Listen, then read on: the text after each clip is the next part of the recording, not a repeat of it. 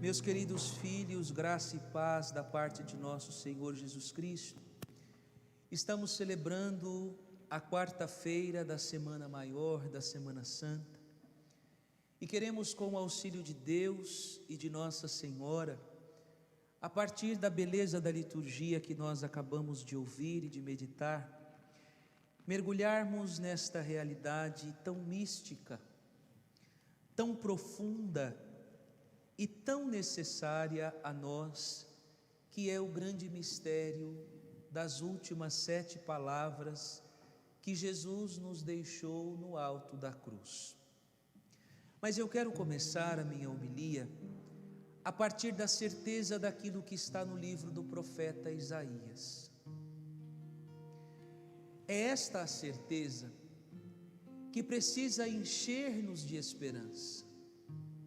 É esta certeza que precisa mudar completamente a sua visão e a sua ideia de sofrimento. Porque, como o padre disse ontem, o sofrimento não é uma realidade que está associada à falta de fé. Não é porque eu não tenho fé que eu vou sofrer.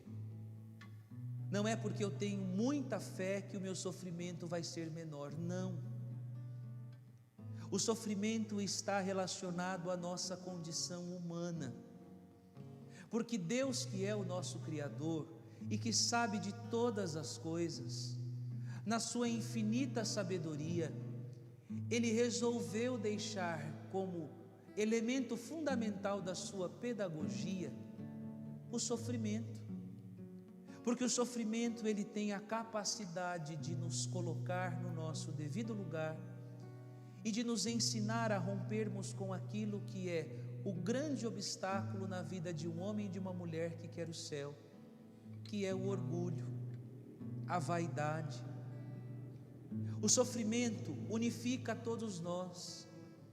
O sofrimento faz com que não haja melhores ou piores. Por isso que ele é condicionado à natureza humana, para que todos possam um dia fazer a experiência. Se você ainda não passou por ela, você há de passar. Mas quando o sofrimento bater à sua porta, eu quero que você tenha sobre os seus olhos o que está no versículo 7 do livro do profeta Isaías. Isaías, capítulo 50, versículo 7. E eu quero que esta certeza invada, tome conta do seu coração, tome conta da sua vida, tome conta da sua existência por completo, porque é a partir disso que nós vamos conseguir entender o porquê que o sofrimento do Cristo é redentor e o porquê que, quando nós unimos o nosso sofrimento ao sofrimento dele, nós experimentamos também da graça dessa redenção. Diz Isaías: mas o Senhor Deus é meu auxiliador, por isso não me deixei abater o ânimo, conservei o rosto impassível como pedra, porque sei que não sairei humilhado. Ao meu lado está quem me justifica. Alguém me fará objeções? Vejamos, quem é o meu adversário? Aproxime-se. Sim, o Senhor Deus é meu auxiliador. Quem é que vai me condenar? Veja, gente, a certeza do servo sofredor é uma só. Quem é que está no controle de todas as coisas? O meu Deus, que é auxiliador. E o que é ser auxiliador? É a mesma coisa que provedor. É aquele que não me deixa faltar nada. Só que ele não é um provedor dos dias bons, ele é um provedor da vida toda. Não é assim que nós o chamamos? O Senhor é o meu pastor e nada me faltará. Veja, este nada é nada. No dia da alegria Ele estará lá, no dia da tristeza Ele estará lá, no dia em que eu vencer Ele estará lá, no dia em que eu perder Ele estará lá, porque o Senhor é loucamente apaixonado por mim e por você, e Ele não nos deixa sozinhos um instante que seja. E como este auxiliador, como este provedor, Ele não vai nos permitir que nos falte nada, principalmente no dia que o sofrimento bater a nossa porta. O grande problema, meus filhos, é que nós estamos tomando um caminho muito perigoso como seres humanos. Quando o sofrimento nos chega, porque nós estamos cada vez mais mundanizados, paganizados, cada vez menos espirituais, nós não conseguimos reconhecer naquilo que Deus está pondo diante dos nossos olhos a oportunidade de crescermos espiritualmente, e muito menos estamos identificando a presença de Deus ao nosso lado quando as coisas não vão bem. Gente, isto é matéria de espiritualidade profunda. Quem nos ensinou isso foi Santo Inácio de Loyola. A vida espiritual, ela é e sempre será movida e animada por dois movimentos: um movimento de consolação e um movimento de desolação. E é aqui que eu quero que você pegue o segredo, porque se você pegar esse segredo, vai mudar a sua vida totalmente. A relação sua com Deus e com você mesmo vai ser outra. Porque o que vai nos ensinar Santo Inácio de Loyola? Que tanto na consolação como na desolação, Deus está sempre ao nosso lado, como este auxiliador, como este provedor, como este que está do nosso lado para nos justificar, ou seja, para confirmar a nossa fé. Só que no tempo da consolação, nós facilmente o identificamos, porque na consolação tudo vai bem. A nossa vida espiritual vai bem, a nossa família vai bem, os nossos bens estão seguros, os nossos projetos estão dando certo, os nossos sonhos, parece que o sonho Deus já realiza. Então a gente consegue visualizar Deus melhor na consolação, quando tudo vai bem. Agora, quando a desolação chega, e se ela ainda não chegou, ela vai chegar, e serão muitos os momentos de desolação que você vai passar, se você quiser ser santo e ir para o céu. É aqui que mora o grande perigo, porque quando o sofrimento chega, porque eu não consegui entender que Ele é redentor, porque eu não consegui entender que Deus permite que eu sofra para que eu cresça, e não porque Ele quer me castigar, como eu não consigo discernir que isso vem de Deus, automaticamente eu abaixo a guarda, automaticamente eu deixo de ser vigilante, automaticamente eu começo a fazer não a oração de louvor, porque o louvor está na consolação a gente louva, na consolação a gente grita, a gente pula, vira cambalhota. Só que quando o sofrimento chega, ao invés da nossa vida interior continuar do mesmo jeito, louvando, agradecendo, bendizendo, nós, porque perdemos o referencial, trocamos de atitude, e ao invés de louvar, de agradecer e de rezar, a gente começa a murmurar, maldizer, reclamar. E quando eu começo a murmurar, maldizer, reclamar, o Espírito Santo se afasta de mim, Deus se afasta de mim. E quem se aproxima de mim? Aquele mesmo que tomou o coração de Judas, o demônio. E ao se aproximar de mim e eu não rezando, ele começa a tentar me enganar, porque qual que é o intuito dele? Eu falei isso na segunda-feira na minha homilia, onde nós proclamamos que o Senhor é minha luz e salvação. Eu disse: o intuito do demônio é roubar de você a luz, porque ele sabe que você, longe da luz, você é uma presa fácil para as trevas. Então, quando você perde o referencial e começa a maldizer a Deus porque o sofrimento chegou, a reclamar, a murmurar, a questionar, o Espírito Santo vai se afastando e o espírito mal vai chegando. E o que o espírito mal começa a dizer? Você não é tão bonzinho? Você não vai tanto na igreja?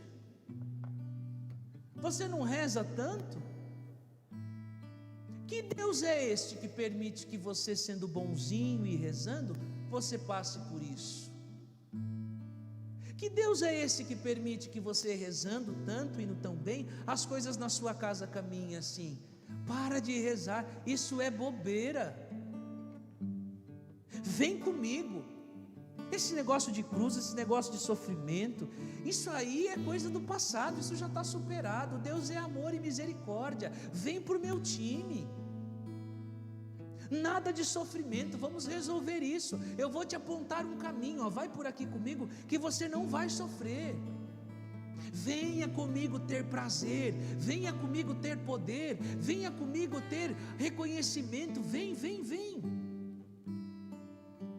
E porque o nosso coração está fragilizado, porque nós não estamos rezando, e porque nós não conseguimos ter discernimento, porque se você não reza, você não tem discernimento dos Espíritos. O que é discernimento dos Espíritos? É saber se a voz que eu estou ouvindo, ela é voz de Deus, se a voz que eu estou ouvindo, ela vem de mim mesmo, ou se a voz que eu estou ouvindo é do tentador. Só consegue discernir a origem dessas vozes quem está em Deus, quem está rezando, quem está com a vida espiritual em ação. E aí você não consegue rezar, e neste momento você vai percebendo que há uma grande influência do mal para que você não consiga encontrar Deus na desolação, e aí você deixa de ser servo e passa a ser inimigo da cruz de Cristo. Você deixa de ser servo da cruz e passa a ser inimigo da cruz.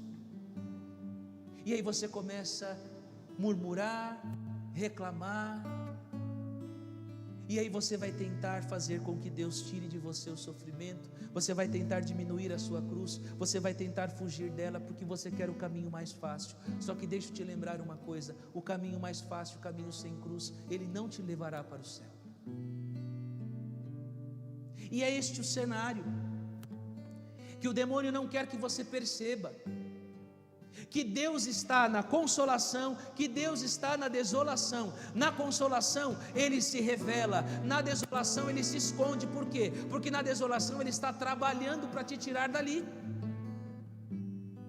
Aqui ele não precisa aparecer, porque aqui já é a graça que chegou, aqui é o trabalho dele para a graça que vai vir. Então aqui ele não aparece, aqui ele não fala, aqui ele não responde, aqui ele está em silêncio. Por quê? Porque ele se esqueceu de você? Não, porque ele está trabalhando por você.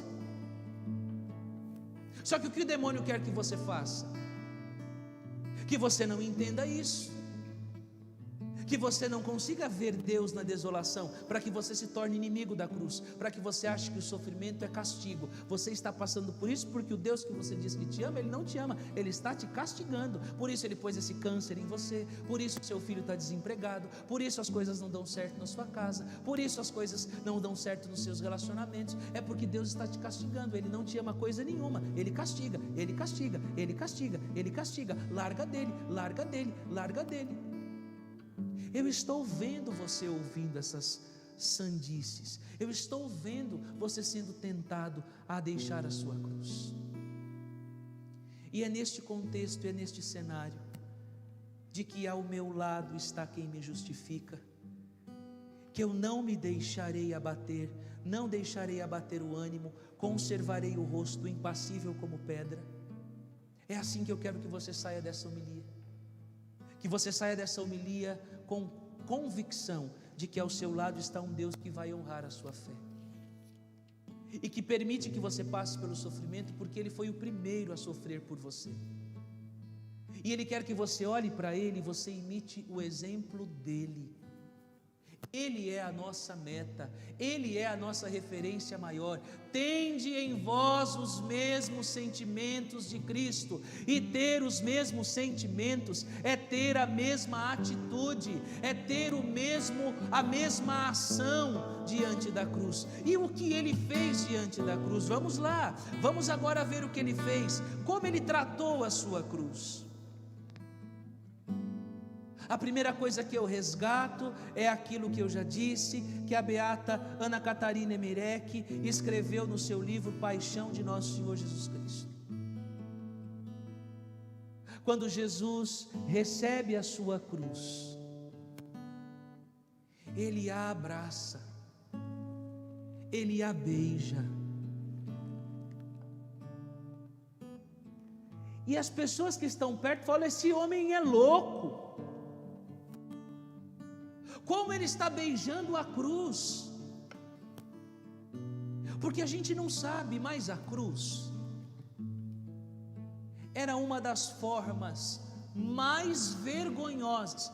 Notem bem, era uma das formas mais vergonhosas a quem uma pessoa podia ser submetida à execução.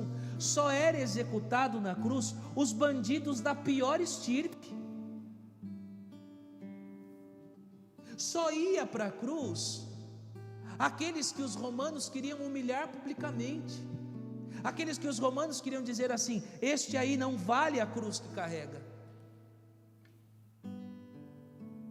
Era a forma mais humilhante de ser executado.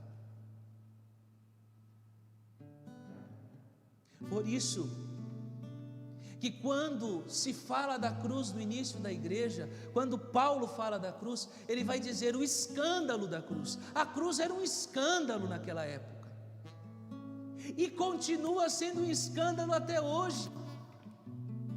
Você pode colocar no pescoço do seu filho trevo de 4 folhas,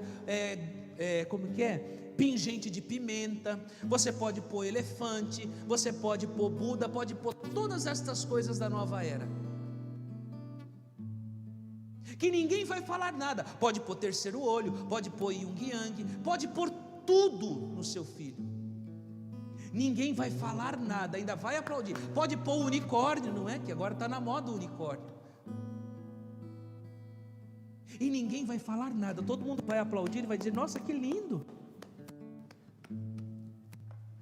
Agora experimente colocar uma cruz no pescoço do seu filho.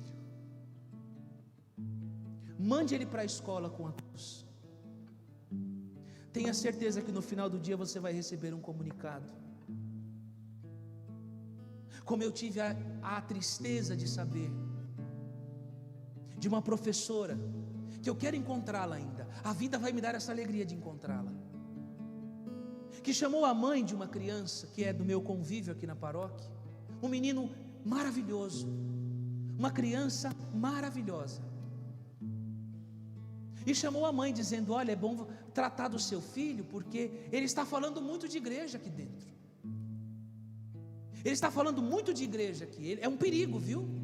Ele deve estar com algum problema, algum descompasso, ele só fala de igreja, ele só pensa em igreja, porque o menino é encantado pela igreja, é encantado pelo sacerdote, e disse que queria ser coroinha. E a professora orientou que não deixasse o menino ir à igreja, que o menino estava ficando bitolado. Eu quero encontrar essa senhora, Deus vai me dar essa graça. Eu vou me encontrar com essa senhora e eu quero perguntar para ela qual foi a pedagogia porca que ela estudou, porque só pode ter sido uma pedagogia porca, porque se ela entendesse quem é Jesus, o maior pedagogo que já existiu nessa terra, o maior professor que já existiu nessa terra, ela iria ficar feliz de, na boca do seu aluno, ela ouvir o nome de Jesus. Porque com certeza o que esse menino fala de Jesus é muito mais sábio do que toda a filosofia, pedagogia, magistério que ele estudou. Continua sendo um escândalo. Por isso que para o sermão das 7 palavras de Jesus, muitas pessoas não se animam, né? Vai falar de cruz, vai falar de sofrimento. Continua sendo um escândalo. E por isso que eu tenho insistido, já pus no peito dos meus jovens a cruz, e não vejo a hora de pôr no peito de todos os meus paroquianos. Os cristãos precisam carregar a cruz, os cristãos precisam carregar e mostrar o sinal da nossa salvação. A cruz não é sinal de vergonha para nós, é vergonha para o mundo, é vergonha para quem vive no pecado, é vergonha para quem nega Jesus Cristo. Para eles é vergonhoso a cruz, para nós a cruz é sinônimo de orgulho, para nós a cruz é sinônimo de alegria. Eis o lenho da cruz, do qual pendeu a salvação do mundo. E se o mundo está no buraco em que está, é porque o mundo virou as costas para a cruz. Se o nosso país está do jeito que está, é porque virou as costas para a cruz. Se a sua casa está do jeito que está, é porque os seus viraram as costas para a cruz. Por isso nesta noite eu te convido, ame a sua cruz, abrace a sua cruz, agradeça pela sua cruz, porque ela não é castigo, meu filho, ela não é castigo, minha filha, ela é sinal de salvação, ela é a nossa redenção. Quem foge da cruz é o demônio. Quem foge da cruz é Satanás. Porque aquilo que era considerado motivo de escândalo se tornou chave para o paraíso. Diz o livro do Apocalipse que o livro da vida estava fechado com 7 selos, e que ninguém tinha sido encontrado com honra para desatar estes selos e abrir o livro da vida. Mas eis que Deus, ao entregar o seu cordeiro imolado, Ele viu que aquele que foi imolado era o único digno de abrir de novo aquilo que Adão tinha fechado pelo seu pecado. E aonde que Ele abriu isto? Não foi quando Ele entrou em Jerusalém aclamado por palmas, foi quando no alto da cruz Ele disse as 7 palavras que agora o padre vai começar a pregar para você. Foi aí, com a gota do seu sangue, aqueles selos foram lá, abertos. Com a cruz, a porta que os anjos haviam cerrado depois da expulsão de Adão e Eva do paraíso, fora por Ele aberta de novo. Primeira palavra de Jesus na cruz: Pai, perdoa-lhes, porque eles não sabem o que fazem. O eco deste pedido de Jesus está ecoando no espaço São Miguel, está ecoando aqui: Pai, Pai, Pai, perdoa-lhes, porque eles não sabem o que fazem.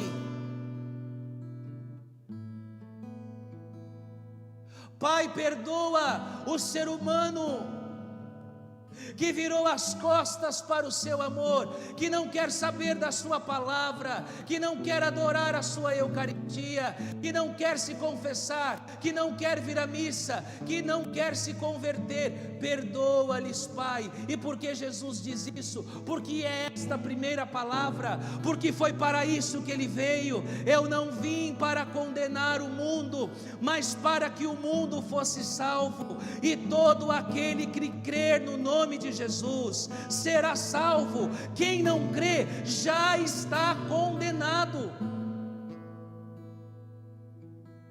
E não venha com esse discurso chinfrim de uma teologia mal feita e mal estudada,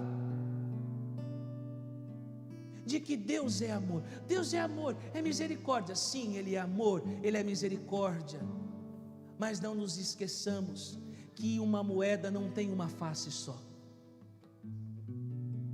De um lado está amor e misericórdia, e do outro está a justiça.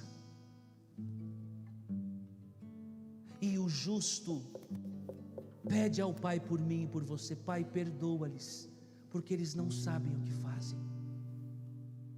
Perdoa-lhes. Gente, isso tem que nos encher de esperança.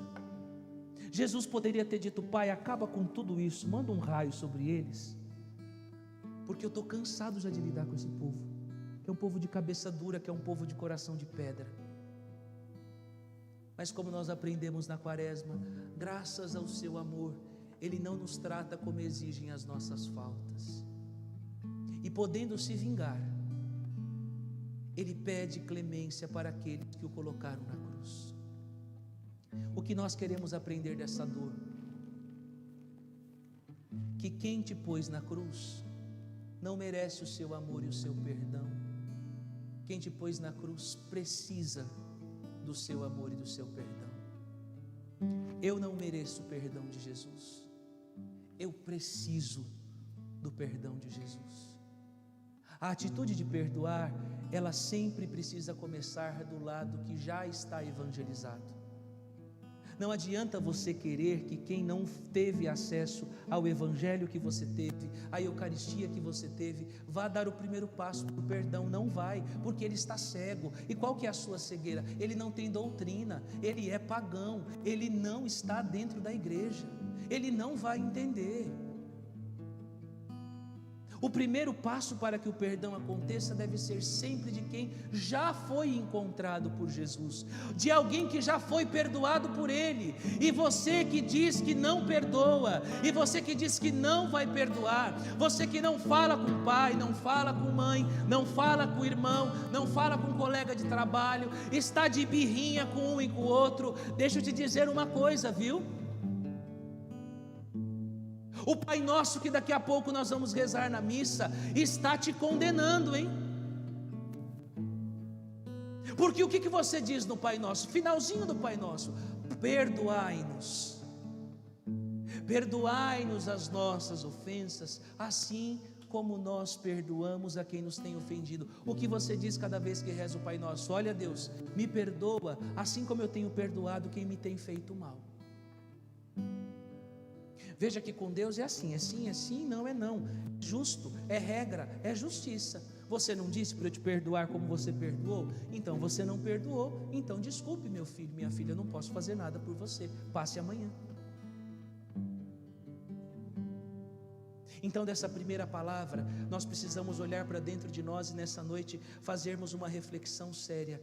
Há alguém que eu precise perdoar? Há alguém que eu tenha que pedir perdão? Se tem, anota no seu papel. Eu pedi para ficar no papel para isso. Eu pedi para ter o papel por causa disso. Faça a listinha das pessoas que você tem que perdoar, das pessoas a quem você tem que liberar perdão.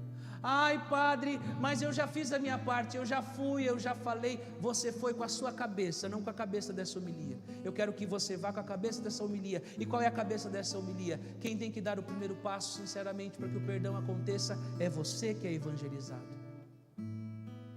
Porque senão será hipocrisia sua se aproximar do altar. Você não pode comungar se no seu coração tiver rancor e mágoa, porque senão você vai estar comungando a sua própria condenação. A palavra de Deus é que ensina: não se aproxime do altar se você tiver alguma coisa contra o seu irmão. Primeira palavra, vamos pedir a Deus essa graça: Pai, ensina-me a perdoar assim como o Senhor me perdoou. Segunda palavra, em verdade te digo que hoje estarás comigo no paraíso. Isso quem ouviu foi São Dimas. Meu Deus do céu, eu falei que esse sermão não é para te gerar medo, esse sermão é para te encher de esperança. Por quê?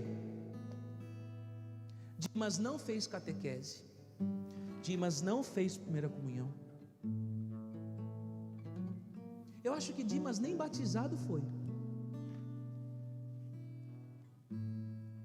Mas ele teve uma graça.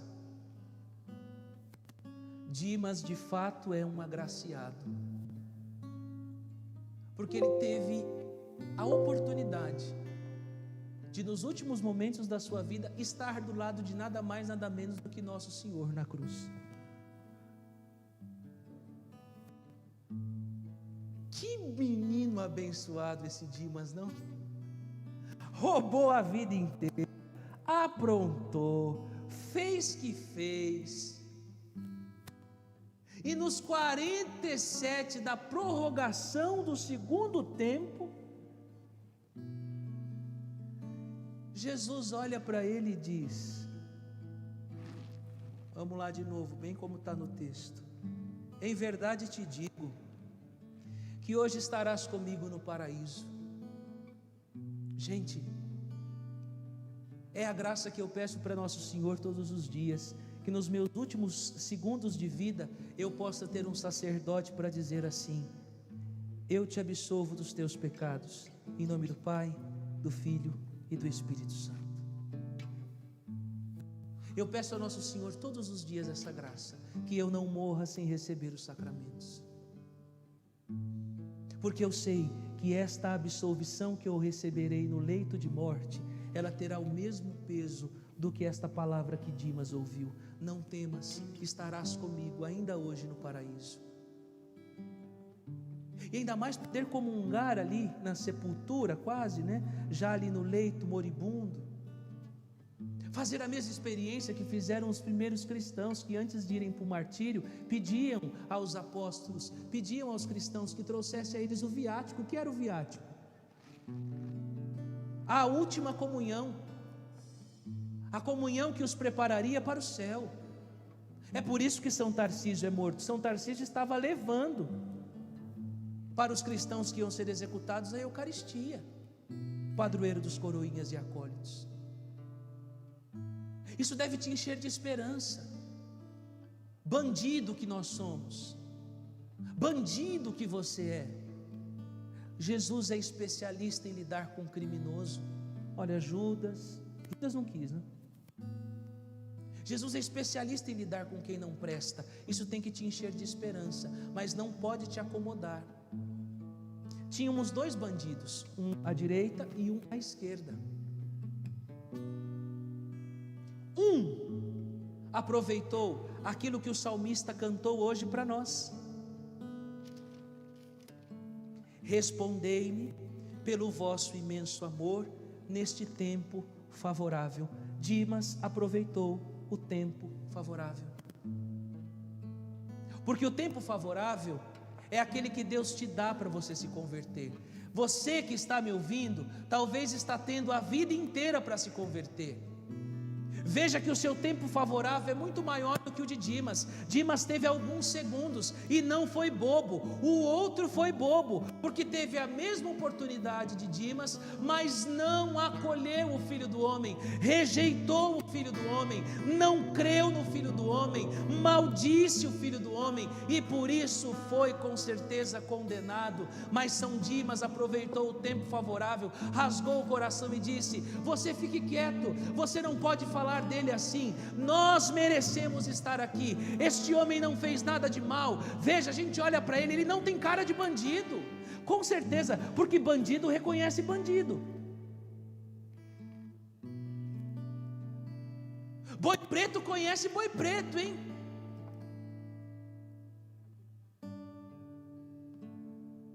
Com certeza eles viram. Com certeza eles tinham um linguajar que Jesus não tinha, porque bandido tem a sua língua própria, não tem?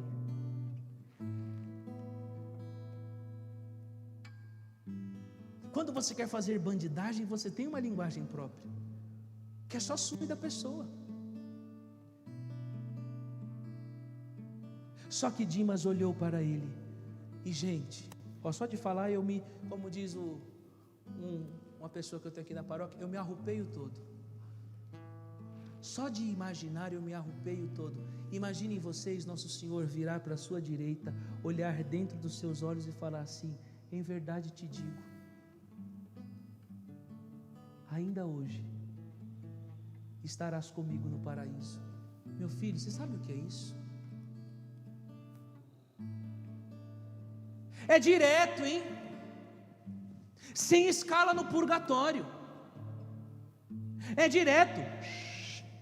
Foi o santo canonizado mais rápido da história da igreja. Quem canonizou ele foi Jesus. São Dimas, para encher a minha você de esperança. Essa segunda palavra precisa encher o seu coração da esperança da salvação. Quantos não são as pessoas que pecam contra o Espírito Santo? E o que é pecar contra o Espírito Santo? É não acreditar que o amor de Deus seja capaz de te salvar. É o único pecado que Deus não perdoa, não porque Ele não tenha poder, mas porque você não aceita o perdão, você não acolhe o perdão. Você é tão escrupuloso que você diz: Deus jamais vai me perdoar. Então Ele não perdoa, por quê? Porque você não abriu o coração para Ele. Peçamos para Ele a graça de abrirmos o nosso coração para este perdão, para sermos por Ele verdadeiramente conduzidos ao céu. Terceira palavra: mulher, eis aí o teu filho. Filho, eis aí a tua mãe. As 7 palavras de Jesus na cruz, as 7 últimas palavras dele na cruz, as 7 últimas frases, pensamento, o testamento espiritual de Jesus, são os 7 passos que nós precisamos seguir para sermos santos e para irmos para o céu. E é por isso que nosso Senhor nos dá Nossa Senhora, porque você não vai chegar ao céu, porque você não vai ser santo se você não se matricular na escola dela. Como o padre disse ontem, como o padre diz em toda a homilia, não há céu sem Maria, porque ela é a porta do céu. Porque ela é a forma Dei, a forma de Deus, como nos diz São Luís Maria Grignion de Montfort: ninguém que tenha se matriculado ou se confiado aos cuidados de Nossa Senhora foi por ela desamparado. Como diz São Bernardo de Claraval, nunca se ouviu dizer que alguém que tenha recorrido a ela tenha ficado sem resposta. Então para de sofrer sozinho, para de ser ignorante, para de ser orgulhoso de querer resolver as coisas com a força da sua cabeça. Pede à mãe que o filho atende, meu filho. Põe tua mão, minha rainha, põe tua mão antes da minha, porque eu sei que onde eu ponho a minha mão, eu só causo estragos, Nossa Senhora. Então põe a sua mão antes da minha, porque aonde a Senhora põe a mão, tudo se transforma. E é por isso que nós declaramos: com Maria venceremos, com Maria lutaremos, com Maria chegaremos lá no céu. Esta canção, ela é mais do que uma música, ela é uma oração, ela é uma oração de libertação do medo de não ser salvo. Quem luta com ela, quem vence com ela, vai chegar tranquilamente no céu. É o caminho mais rápido para se chegar a Jesus. Mas enquanto você quebrar a sua cabeça, enquanto você for um cristão orgulhoso, veja que o protestantismo nasce do protesto. Protesto vem de não aceitação. Não aceitação nasce de um coração orgulhoso. Enquanto você tiver um coração orgulhoso, e o pior não é você ser pessoa orgulhosa, é você querer morrer no orgulho e você não contar com o auxílio dela, você vai continuar tomando tombos, e tombos cada vez mais feios na sua busca por Deus. Pede para ela te ensinar, pede para ela te ensinar como sofrer, como carregar a sua cruz e como permanecer de pé até o fim. Não queira inventar a roda, é só seguir o que os santos seguiram. O problema do mundo de hoje é que a gente quer resolver os problemas de agora tentando buscar soluções estrambólicas. Você não precisa buscar, não vai ter mais nada revelado. O que Deus precisava revelar, Ele já revelou. Se você quiser chegar ao céu, se você quiser resolver os seus problemas, é só você olhar para trás. Dá uma olhadinha para trás e veja o que os santos fizeram, porque eles passaram pelos mesmos problemas piores que os nossos. É só olhar para eles e imitá-los. É só olhar para Cristo e imitá-lo. É só olhar a Nossa Senhora e imitá-la, que você vai ser feliz. Agora, enquanto a sua referência for Anitta, Pablo Vittar e todas estas porcarias que existem por aí, enquanto forem esses MCs, as vozes que você escuta, o que você põe dentro de você é o que sai dentro de você. O que você consome é o que vai dizer o que você é.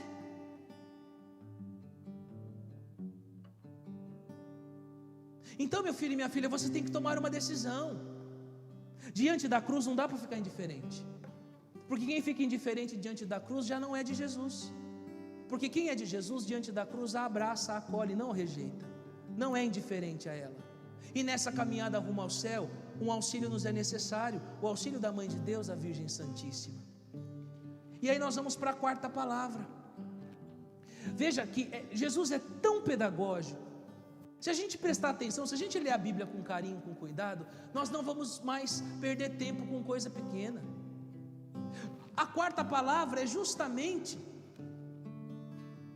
a decorrência da necessidade da terceira. Olha o que Jesus diz: meu Deus, por que me abandonastes? Por que ele sente o abandono na cruz? Porque ele estava onde? Na consolação ou na desolação? Na desolação. O Filho do Homem experimentou por segundos a desolação. Por quê? Ele precisa ser exemplo para nós de tudo. E como ele vai ser para nós exemplo de tudo se ele não experimentou o que nós experimentamos quando nos sentimos sem Deus? Sabe quando você grita, meu Deus, por que me abandonaste? Quando morre alguém que você ama,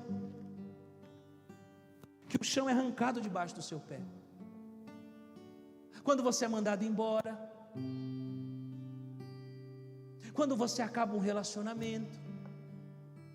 Quando você tem uma grande decepção, é isso que você grita, meu Deus, por que me abandonastes? Mas nessa hora em que você gritar, meu Deus, por que me abandonaste? Lembre-se da terceira palavra, eis aí a tua, corre para o colo dela. Jesus não tinha como correr para o colo dela, ele estava preso, mas ele olhou e viu, ela está lá. E porque ela está lá, eu não tenho por que temer, ela vai cuidar de mim. Com Maria venceremos, com Maria lutaremos, com Maria estaremos lá no céu. Com Maria venceremos, com Maria lutaremos, com Maria estaremos lá no céu. É isso, meu filho, minha filha. Sentiu o abandono de Deus? Se joga no colo de Nossa Senhora.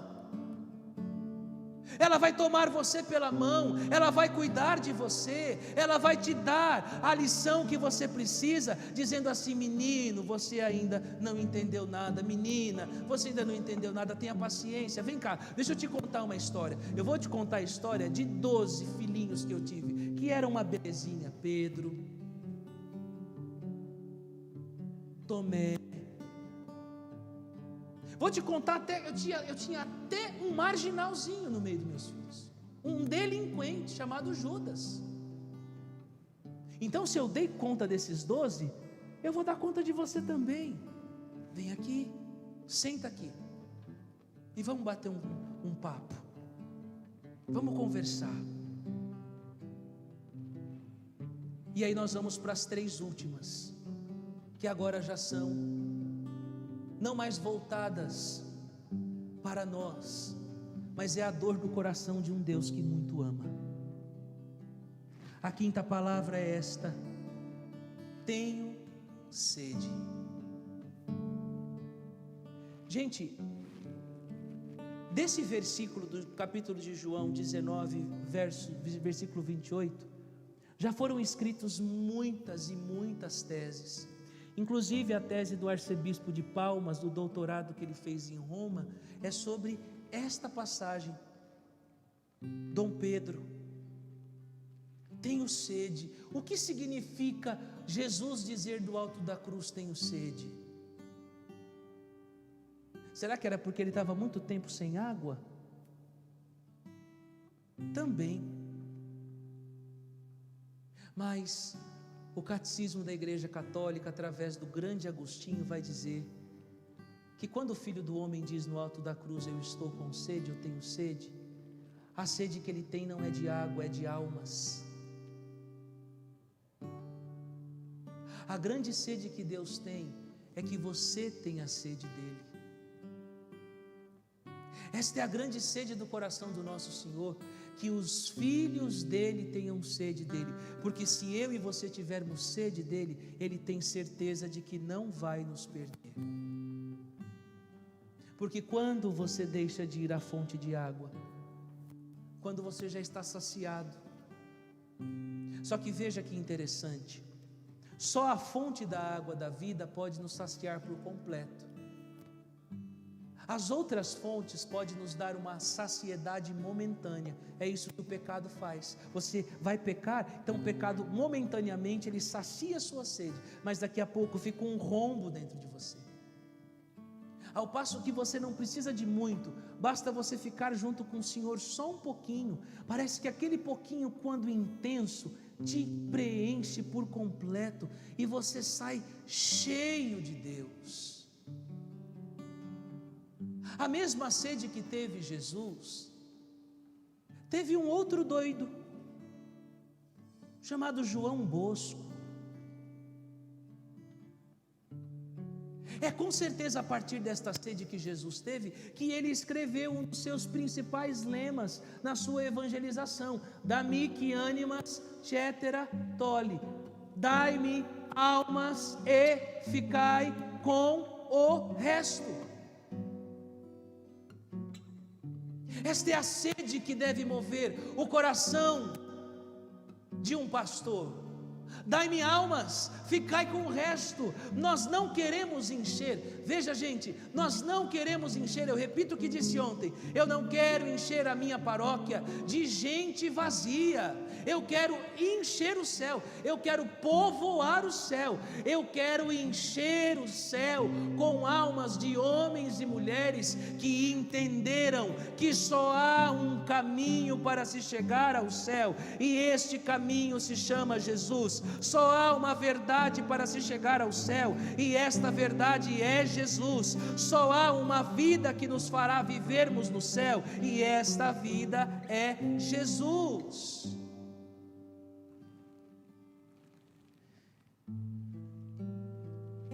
Há muitas pessoas que falam assim: deve ser uma bênção conviver com o Padre Diogo, não? Há muitas pessoas que matam e morrem, às vezes para estar com o Padre. Pergunte para os meus filhos como é doce e saudável conviver comigo. Pergunte para os meus parentes, para minha mãe, para minha irmã, porque eles ficam comigo um pouco, elas ficam comigo direto. Ah, meus filhos, como São José Maria Escrivá escreveu um dia, eu escrevo também e faço o retê como eles me ensinam, não é? Eu retuito o que São José Maria Escrivá disse: livrai-me, Senhor, de mim mesmo, porque eu sei que eu sou terrível. Conviver comigo não é fácil, porque existe uma sede dentro de mim de evangelizar e de evangelizar. E esta sede me impele, essa sede me impulsiona, essa sede me faz ser cego muitas das vezes. Eu não vejo quem está na minha frente, eu não vejo qual é a dificuldade que eu tenho diante de mim, porque tem uma chama aqui dentro que diz: vai adiante, Padre, avança, Padre, avança, Padre. Eu não sei para onde eu estou indo, Senhor, não queira saber, Padre, só avança, Padre. Mas, Senhor, nós não temos dinheiro, avança, Padre, avança, Padre. Porque eu tenho sede de ver esta paróquia cheia de gente de Deus, transformados, homens e mulheres transformados, jovens transformados, idosos felizes, crianças catequizadas e com uma boa catequese, não com essas catequeses que parecem mais o show trágico do Patati Patatá, mas uma catequese de verdade. Porque eu sei que no dia que isso acontecer, Franco da Rocha não será mais a mesma. Eu sei que quando o Senhor, que quando Jesus crucificado for verdadeiramente fincado no seio da sua casa, a sua casa não será mais a mesma. Porque o que Dom Bosco ensinou e prometeu, ele cumpriu na minha vida. Dom Bosco disse assim um dia para um jovem, o jovem tinha chegado no oratório, e Dom Bosco chamou ele e falou: venha participar da minha vida, venha ser meu filho, venha participar de tudo comigo, deixe toda a sua vida, vem ficar comigo aqui, largue tudo, largue tudo, largue tudo. E o jovem disse: mas Dom Bosco, como eu vou largar tudo? Como eu vou deixar a minha casa? Como eu vou deixar minha família? Como eu vou deixar meu pai? Como eu vou deixar minha mãe? E Dom Bosco olhou dentro do olho dele e disse para ele: não se preocupe, porque quando uma jovem sai de casa para entregar a vida por Jesus Cristo, este espaço não fica vazio, Jesus mesmo vai lá e preenche.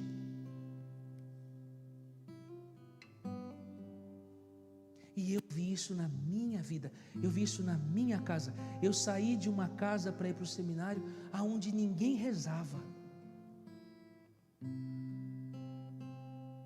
Mas existe uma sede dentro de mim tão grande, mas tão grande, desde os 9 anos de idade, são 26 anos de loucura.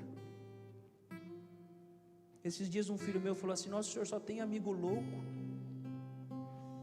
Eu disse: porque Boi Preto conhece Boi Preto. Eu sou o padre dos loucos.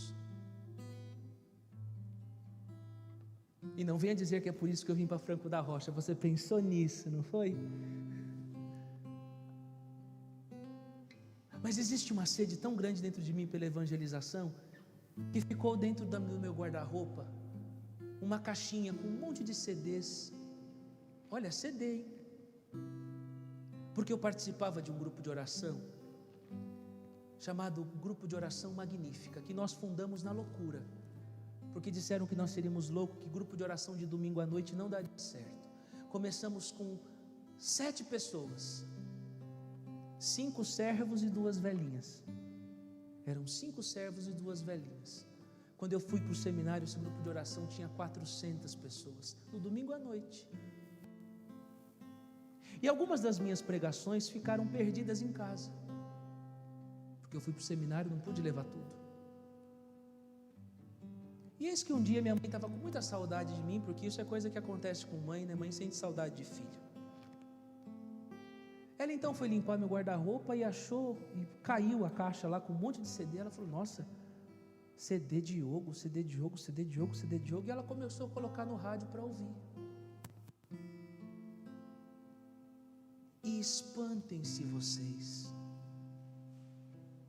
que eu evangelizei a minha casa à distância por causa dos CDs que ficaram em casa, não por causa de quem eu era em casa. E aí ela começou a ir trabalhar, pegar o ônibus, porque graças a Deus minha mãe nunca quis ser conhecida como a mãe do padre. Ela tem identidade, ela fala: eu sou a divina, ele é padre, eu não tenho nada a ver com isso. Tanto que tudo que eu pude lutar para que não fosse, eu lutei, mas não deu certo, porque ele é de Deus mesmo. Ela ia para o ônibus e ela começava a ouvir: nossa, aquele moreninho. E eu detesto que me chame de moreninho. Se você for me chamar, não sabe meu nome, me chame de negrão, mas não chame de moreninho, por favor. E ela começou a ouvir: nossa, mas aquele moreninho não está mais na igreja. Nossa, ele cantou um dia uma música, me fez tão bem. Olha, teve uma pregação dele, ele rezou pelo meu filho. E ela começou a ouvir o que tinha sido a minha vida, porque ela nunca quis me deixar ir à igreja. Eu sempre fui meio que Nicodemos.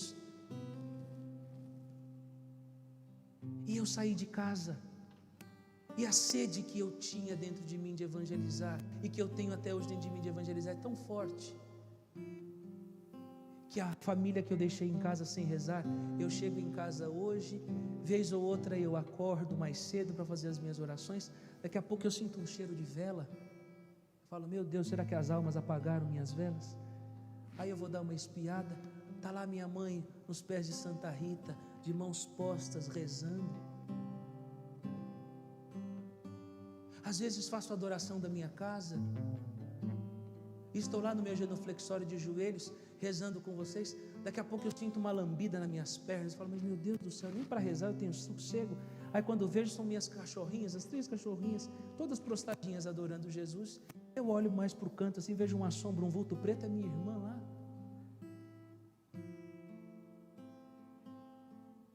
E vejo meu pai, simples, humilde, gosta de um teleco-teco, de uma pinguinha, mas um homem que quando dá domingo, 5:30 da manhã, ele já levanta. Eu preciso acordar o padre, porque o padre tem missa, o padre não pode perder a missa.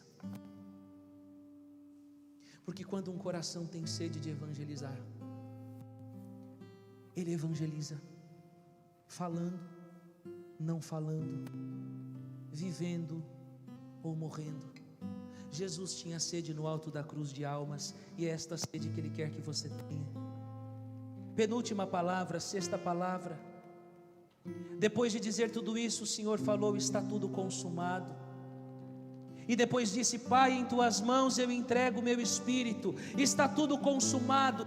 Porque Jesus pôde dizer isso, está tudo consumado, porque Ele é a resposta. Veja que o salmo de hoje diz: respondei-me pelo vosso imenso amor, neste tempo favorável. E qual é a resposta de Deus para a humanidade? Qual é a resposta do Senhor para a humanidade?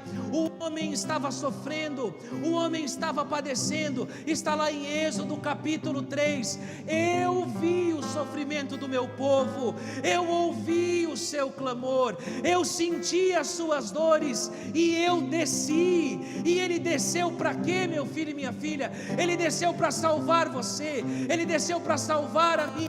Eu vi a aflição do meu povo, eu ouvi a voz do meu povo, eu ouvi o clamor do meu povo, e eu desci. E Ele está ouvindo o nosso clamor nessa noite, Ele está ouvindo o nosso clamor nesta noite, Ele está ouvindo o nosso clamor nesta noite.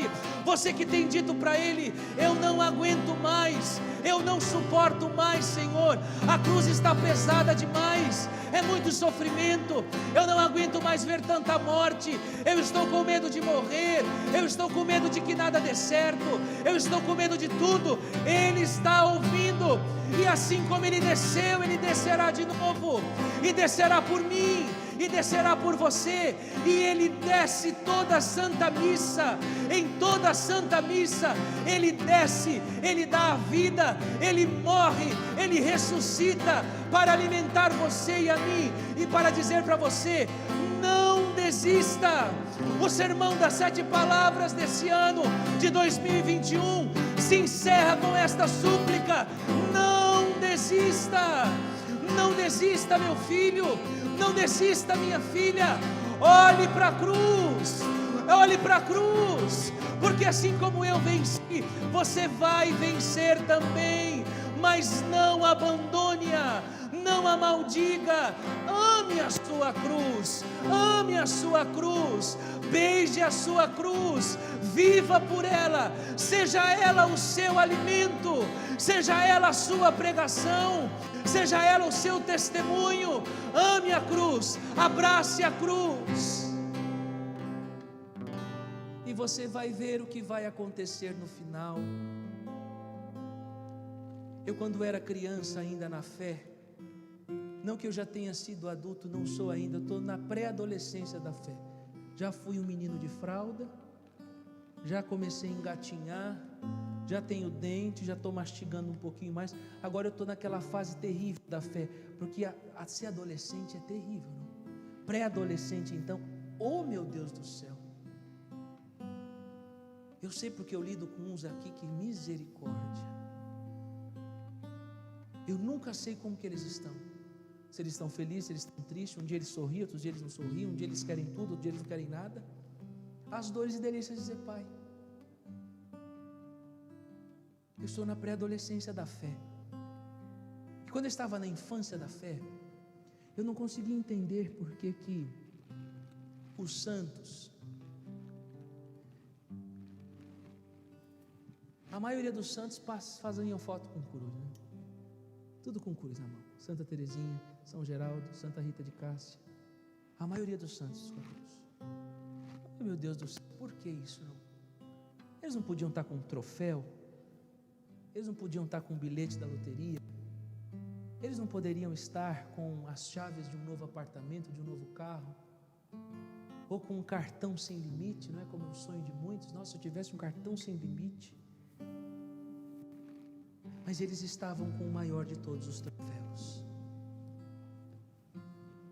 Troféu este que só pode levantar aquele que viveu, que lutou, que sofreu, que sangrou, que chorou. Eles olham a cruz, eles são apaixonados pela cruz, eles amam o Senhor na cruz. Eles beijam, eles abraçam, eles querem perto, porque eles entenderam que aqui está o maior de todos os bilhetes de loteria. Aqui está o maior de todos os tesouros. Aqui está o cartão sem limites.